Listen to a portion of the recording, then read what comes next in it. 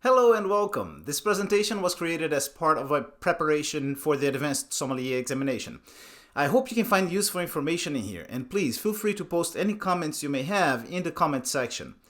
This is part 1 of 2, where we will talk about Hungary. So let's begin. I would like to start by showing the sources I used to gather this information. These are some of my favorite books, and I strongly suggest using them for any research. Hungary is the 15th highest producing country in the world, and consumption is not far behind. At 6 gallons per capita per year, Hungarians consume over twice as much wine as Americans do.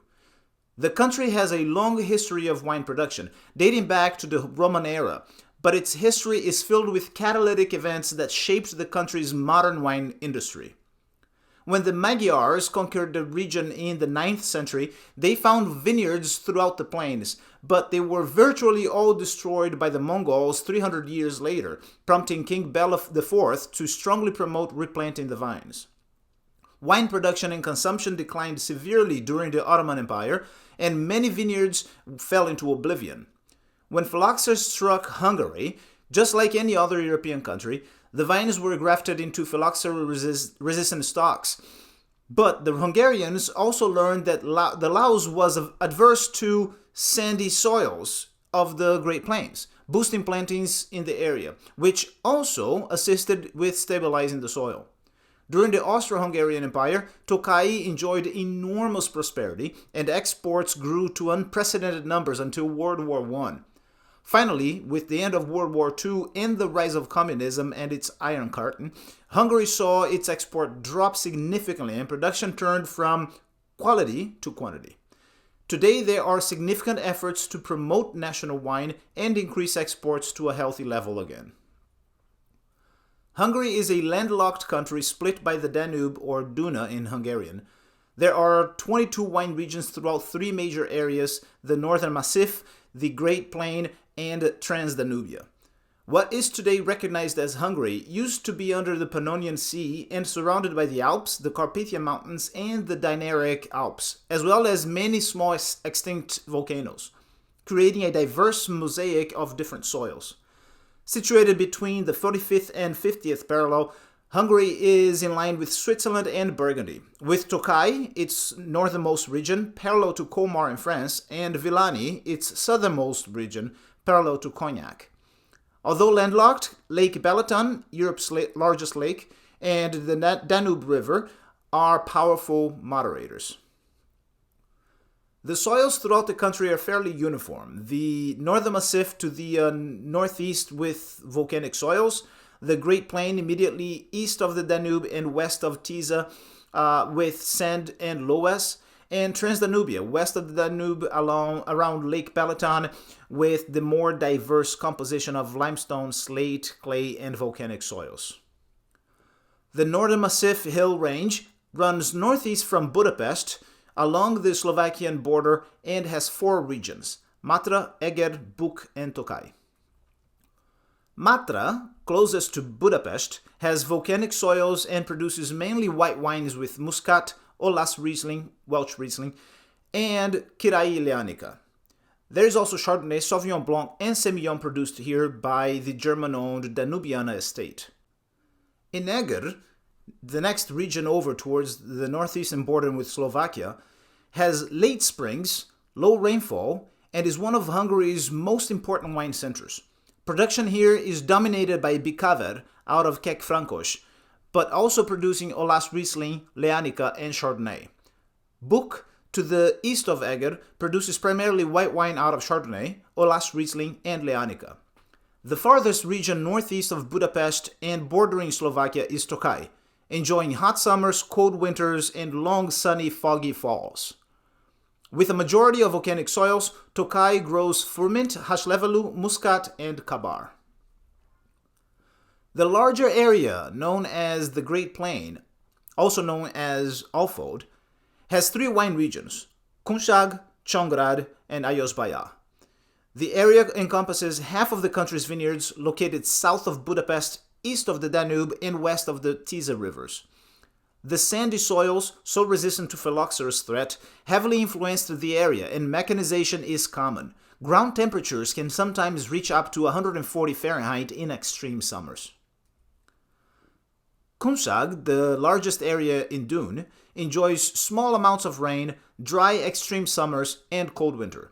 Chongrad is dry and sunny with extreme heat in the summer. Plantings are mainly Kekfrankos, Rhine Riesling, and Zweigelt.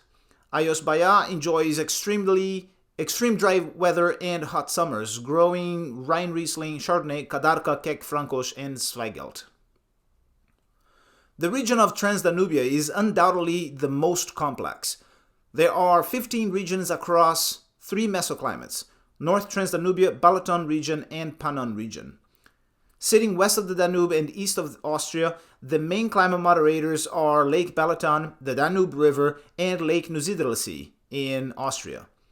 The historical sites north of Lake Balaton produce powerful wines on volcanic soils, while the southern side of the lake, with newer developments, have greater presence of international grapes and sparkling production with sand and loess soil, similar to the Great Plains. Starting with North Transdanubia, we find 5 wine-growing regions. Sopron, near the border with Austria's Burgenland, experiences rainy, warm winters and cool summers over a soil of limestone and slate. Here the focus is on red wine, mainly Kekfrankos, or Blaufränkisch as it is known across the border, but also Zöldveltliner, how Grüne Veltliner is known in Hungary. Pannonhalma, east of Sopron and south of Slovakia, is moderately dry with moderate heat and short winters. The soil is rich in loam, loess, and compost. The principal grape is Olas Riesling. Nesmeli, on the border with Slovakia, enjoys cool, rainy, and windy weather with loess, limestone, and forest soils. Sauvignon Blanc, Irsay Oliver, Ezerio, and Chardonnay are the main cultivars. Mor, immediately south of Nesmeli, has a moderately cool and windy climate with loess, sand, and forest soils. Plantings are dominated by Ezerio, and the wines boast high pronounced acidity, an oily texture, and medium, sometimes high alcohol. Etiek Buda, the first city to be liberated from the Ottoman Empire, is windy, sunny, and sees only a small amount of rain over predominantly limestone soils. The vineyards are planted mostly with Chardonnay, and sparkling wines are a very important part of local production. The Balaton mesoclimate is comprised of 6 wine regions, and most of the production is Olas Riesling and Pinot Gris, known locally as Surke-Barat, as well as an array of indigenous variety. Nagui Chamlois is extremely windy with moderate heat and volcanic soils. Here, wood-aged blends are noteworthy, but production is dominated by white wines with a backbone of fresh acidity. Zala is rainy with moderate climate and clay forest soil. Balaton Felvidak is sunny and Mediterranean, and the soil is rich in chalk, limestone, and volcanic rocks. Badakhshani is moderate with sub-Mediterranean climate with plenty of sunshine, protected from the cool northern winds and volcanic soils. Balaton Fured Chopak is sunny with a Mediterranean climate, and the soil is a mosaic of crystal slate, sandstone, limestone, and sand. Balaton Boglar, the only region in the Balaton territory south of Lake Balaton, has a moderate climate with sand, loess, and forest soil.